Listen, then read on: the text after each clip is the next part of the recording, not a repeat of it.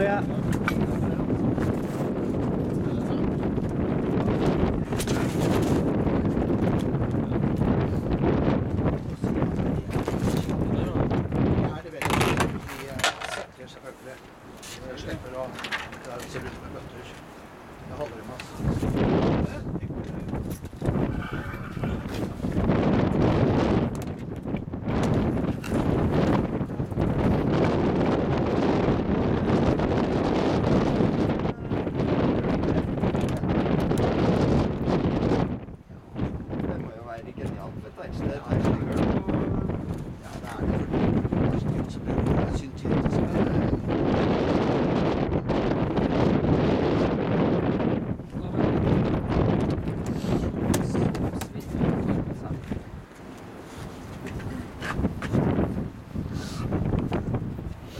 Du kan fylle bare foran. Ja. 0,6 av 1, ikke sant? Nå har du strødd på pulver i mellom det, så han tatt det som ligger imellom. Pulver går kjappere, for at det bruker litt mer tid for å suge til seg, da. Men ellers er det nøyaktig samme... Du kan ikke lage en fleks og ha på pulver, bare så får du børst bort det etterpå. Og her er pulver. Ja. Men hydraulikkolja der, den kommer til å være helt borte i løpet av et øyeblikk.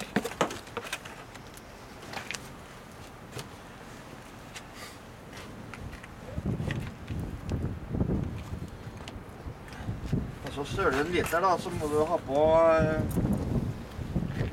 1,6 liter med pellets da, for å få det. Ja.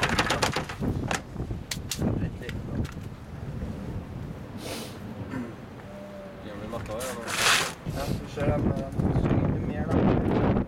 Så får vi på. Det er helt svart, så er det mettet.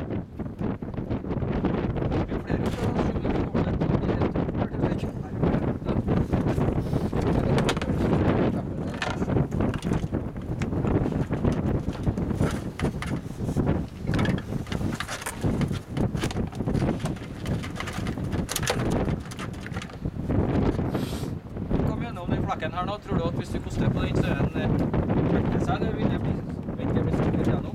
Nei, kan det bare bruke koste, så tror jeg...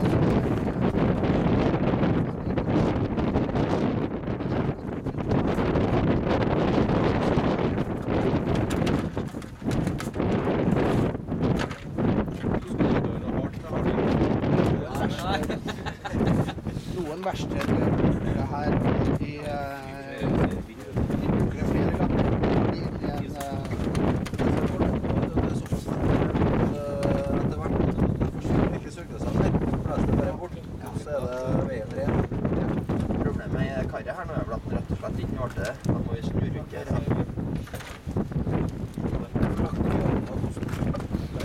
Men det samme hydraulikk.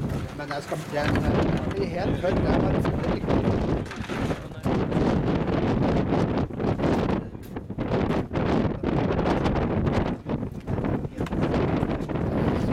Sug bra da, skal vi si det.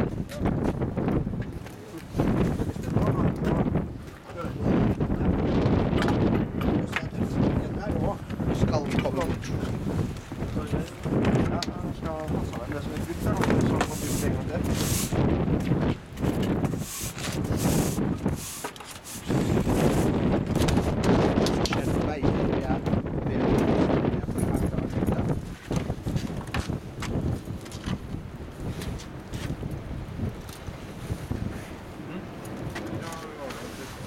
Ta en skvett med motorolje, ja.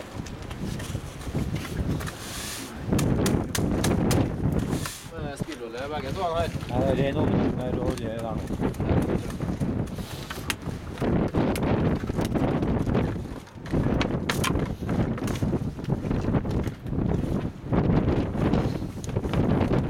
Vil du ha begynne pulver? Trenger du ikke så lenge.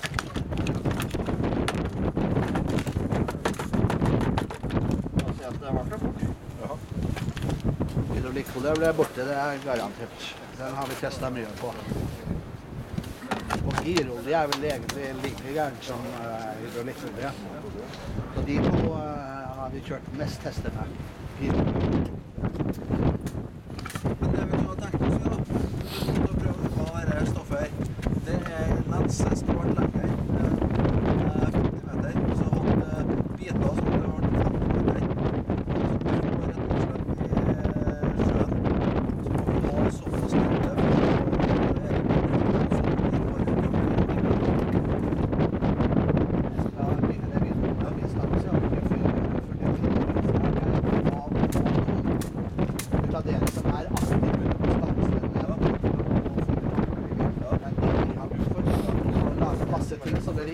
for det er